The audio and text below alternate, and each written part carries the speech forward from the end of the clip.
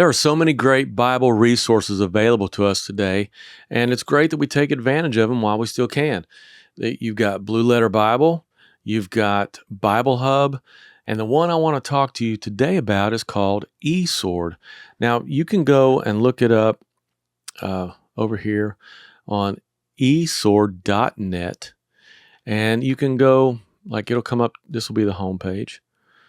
You got all these different things. It'll tell you some features and things. But if you go up here to download, then you can download it for your PC right here. Or you can download it for your Android, your Mac, which is what I have, Mac. And I had to pay a little bit for mine. It's free for PC.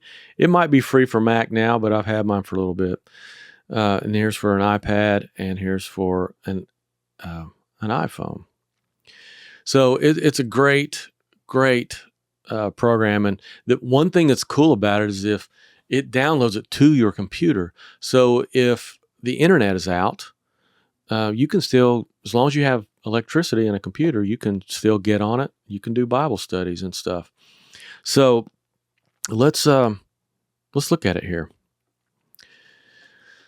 Let me get it going. So when you after you download it and it comes up, it'll show all these compartments. Like here's where the scripture is. Here's where commentary is. Here's where dictionary is. And here's where like Strong's and Thayer's and things would be. And then here's like a little notepad area that has 3 parts. You can either journal, you can do a little study thing, and topic. I usually just use topic. And again, I'm going to show you how I use this program. There's probably more that it does than I use, but I'm going to show it to you the way I use it. And I learned about this program from my friends and my brother and sister in Australia, John and Electra. They did all of our scripture PDFs for seasons 1 through 4 and the first 3 or 4 for season 5. But as I started using this program, and after I would edit after we would film an episode, and I would be taking my notes here, of all the scriptures that David would be using, then I would get a first draft of the episode down to make sure that I've got all the scriptures written down right, and then I'll just go in here and I'll just go up here and type the first one in. And one of our favorites that we love obviously is Matthew 5:17. I'll just type in Matthew 5 and I'll just scroll down here till I see 17, highlight it. And you'll see when I highlight that it gives me this same verse right here, and all the Strong's numbers of every word or phrase is right there. So if I'm reading this, think not that I've come to destroy the law or the prophets. I am not come to destroy, but fulfill. Well, what did Jesus mean when he said destroy? Well, right here is the word destroy. You can click on it. And now you've got this thing will pop up. Now, this is just a quick reference. If you want to get more detailed, you can the way I do it, I'll click on the word strong, and it sends it over here to this other little compartment. And see, I can see, and it's basically the same thing. But now I can go up here and select Thayer, and now I can read all the different things here. And this is another cool thing. Watch this. You can take all these borders, you can shape this any way that works best for your workflow, or you can even just select, I don't want to see all the views. I just want to see the Bible and the dictionary. So now we just see the Bible and the dictionary section. Or now I want to see the dictionary and the commentary and the Bible. Here's the Bible. Here's the commentary section. And here's the definitions again. I usually end up using all of them, so I've usually got all views on. And I don't just stick with one arrangement. It's so easy to move them around. I'll just move them around as I need. So, all right, so that's how you can see. And in this King James Concordance that is loaded in here, this will show you how many times that particular word for destroy is used in the King James. It's 21 times. It's 6 times translated as the word destroy. Now it'll tell you every verse that it's destroy. And you can click on it, read that verse, so you can get a clearer understanding of maybe or just a deeper definition. See how it's used in other scriptures. You can see that it's that same word right here. I'm not even going to attempt to pronounce it. See, one of those two. It's pronounced. It's translated down 3 times in the verses. Thrown 3 times. So you can see how it gets translated by the translators, even though it's the exact same word, and you can get a clearer understanding of what the definition might be. Now, this section up here in the commentary, I've got Mr. Albert Barnes selected. He's one of my favorites. So what did he have to say about that verse? Well, I've got it selected, and I've got verse selected here. So it just shows me what Mr. Barnes thinks of that particular verse. Think not that I've come. So he'll break it down into phrases. What did he mean by destroy? The prophets, to fulfill. Now if I want to see what Mr. Barnes had to say about this whole chapter 5, well, now, he breaks down every verse. You can scroll through every verse and see it like that. Or you can go by the book and you'll get an introduction to what Mr. Barnes thinks about the book of Matthew. Again, these are just commentaries. Commentaries are great. They're not necessarily the best thing to start with. You should always use Scripture and do your own research, come up with what you're thinking. And if you're not 100% sure if you've got the right concept, then it's really good to go to commentators, other men and women of God that throughout the centuries, what they've learned and what God has revealed to them. There's nothing wrong with seeing what they had to say, but never put commentary above Scripture. Now, for me, I've got a few more added in here, so I could see what Mr. Adam Clark had to say. And I always keep it on verse. I go verse at a time. I can see what John Gill or Matthew Henry had to say. And if I wanted to see what the dictionary up here, what Webster had to say about it, and it's the word destroy, I would go up here and type destroy. And then now you've got a Webster's 1828 dictionary rolling right here. You can see all the different kind of things. So now this section down here, this is like if I wanted to copy this verse, paste it down here so I can have a selection to look back on. Now this is how I do every one of our episodes. So I would come up here, and you can see all these different, like here's the last episode we did, the true seed of Abraham. I named it the true seed, and here's all the verses we had in that episode right here. And once like I said, I've found them all by doing it like this. John 8:37 is the first one. I would type in John 8, come down to 37. Right click, copy, hit OK, and then I could paste it in here, and that's how I would put these all together. And then I would save this. I would just hit, on a Mac, I would hit Command Save. On a PC, I would hit Control Save. And it'll save whatever you've got in this topic tab right here. It'll save it under this title right here. So let's make a new one. I'll click this new button here, and I will call this E-Sword Tutorial. Yes, I type this slow. Okay, now it gives me a blank slate right here. Now if I just want whatever scriptures I want to type in, what's everybody's favorite? John 3:16. John 3. And again, this is just how I use it. There's probably better ways you can do stuff, but I would right-click this. I could copy this verse. And whatever study I'm doing, if I'm doing a study on the world, or God loving the world, or just everlasting life, just pick any of these things. And then you've got all of these. There's just almost no excuse to not study a little deeper with programs like this. Now when every time I would add some more here, I would save it, and it saves it under eSword Tutorial because that's the one I've got right now.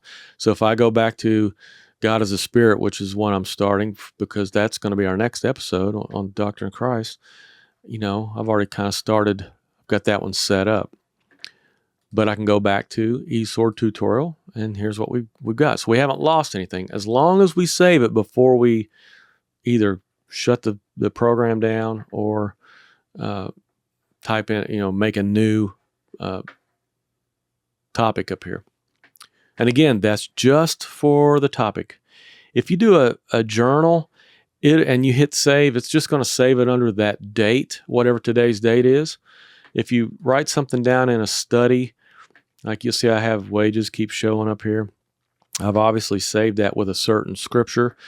And when I ever go back to that scripture again, the notes I've taken on that scripture will show up in here. For me, I only use topic. That's just how I do it. So how do we get all these different commentators up here? Well, I'm going to have to go back up to the full screen so you can see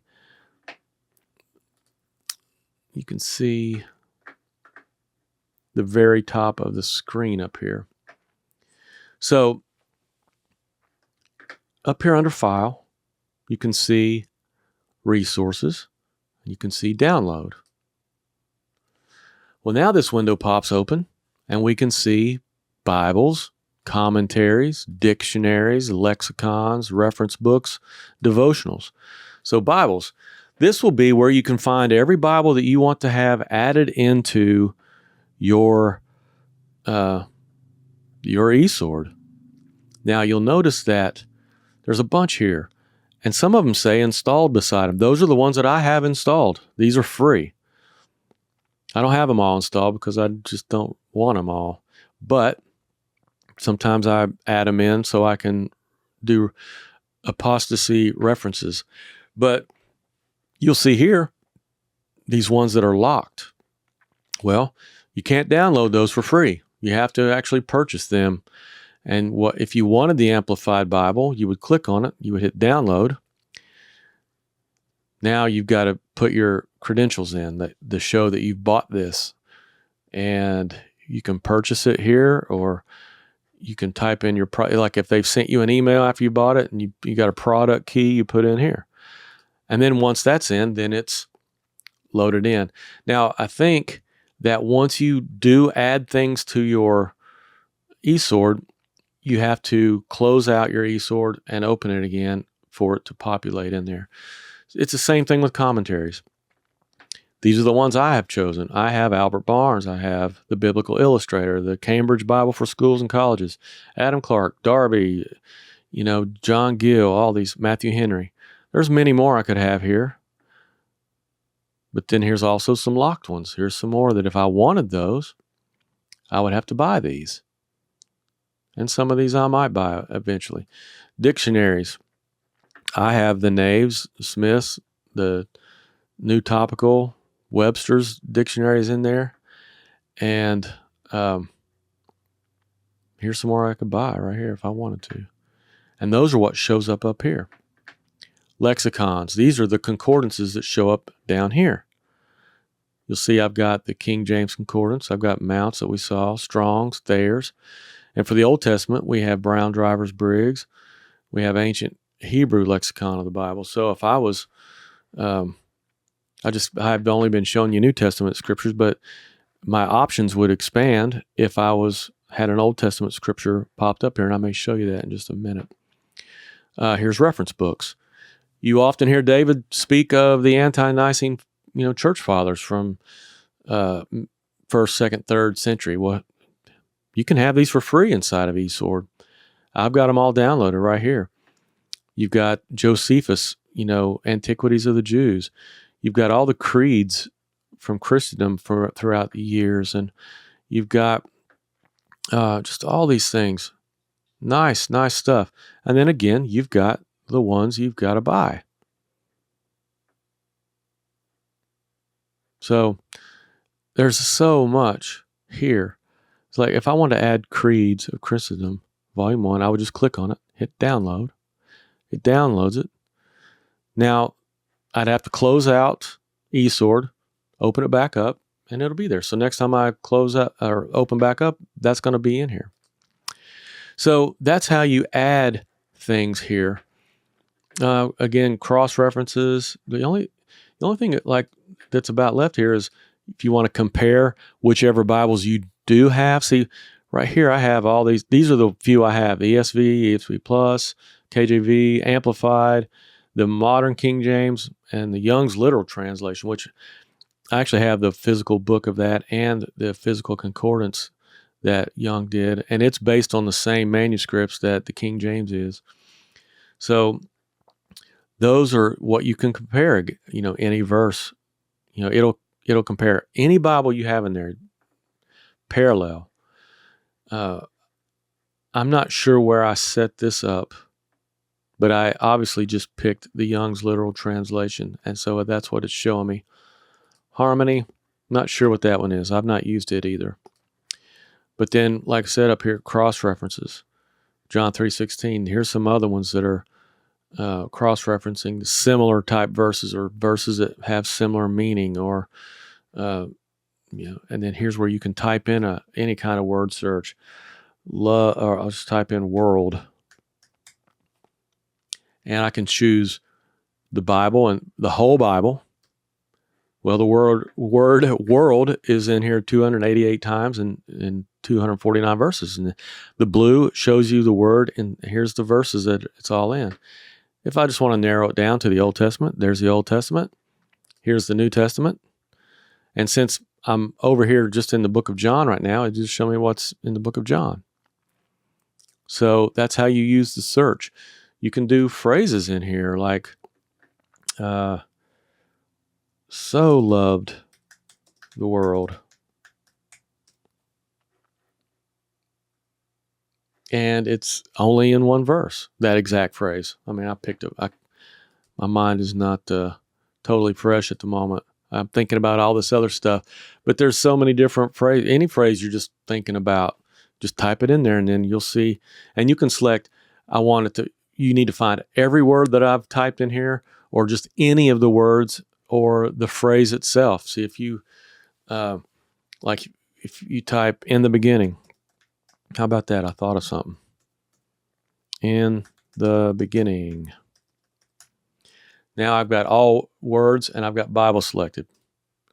Well, all words. So it's got in the beginning, and here's the beginning. Here's it. So if you want this exact phrase, you would click that. Now you see just every time that phrase shows up in the whole Bible. Or I can just select the Old Testament, the New Testament, or even in the book of John. So, I mean, it's just, again, this is just a great way to help study, to gain more knowledge, just to, again, while we have these resources, we should use them. Just remember this: Scripture first, concordances second, commentaries after the fact. Commentaries are great. I love them. I use them all the time. But I do not ever put them over Scripture. They're just meant to be a cloud of witnesses, other men and women of God throughout time who has had revelations from God, just like we get, just like we share. So I hope this helps a little bit. Get this app for your computer. It's awesome. I'm going to do another tutorial on Blue Letter Bible soon, and I'm going to do one on Bible Hub. It's great too, and it's got even sermons in it. It's got even more, and so does Blue Letter Bible. So those are just online. You don't download those to your computer. So those are reliant on the internet. That's why I wanted to start with this one first. And thanks again, John and Electra, for letting me know about this program. In the meantime, God bless you guys, and looking forward to the getting started. We're getting started on the DOC in a few days, so it's going to be another great season. So blessings to you all.